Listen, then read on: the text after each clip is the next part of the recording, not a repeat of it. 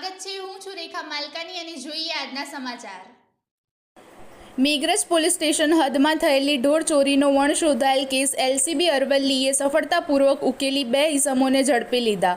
Honda ઝાઝ ગાડી number GJ01RK 9029 માંથી કુલ 4 બકરીઓ કિંમત ₹23,000 તથા ગાડી મળી કુલ કિંમત ₹4,23,000નો મુદ્દામાલ કબજે કરવામાં આવ્યો।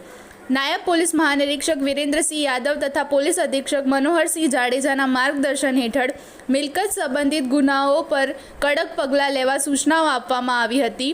રોલા ગામ નજીક વાહન ચેકિંગ દરમિયાન ગાડીમાં બેઠેલા રાહુલ હરેશભાઈ પરમાર અને સંજયભાઈ સુરેશભાઈ તળપદાને ઝડપી લેવામાં આવ્યા। પૂછપરછમાં તેઓએ મેઘરજ વિસ્તારમાંથી થોડા મહિના અગાઉ કુલ 5 ઢોર ચોર્યા હોવાની કબૂલાત કરી, જેમાંથી એક બકરી મરણ પામેલી હતી।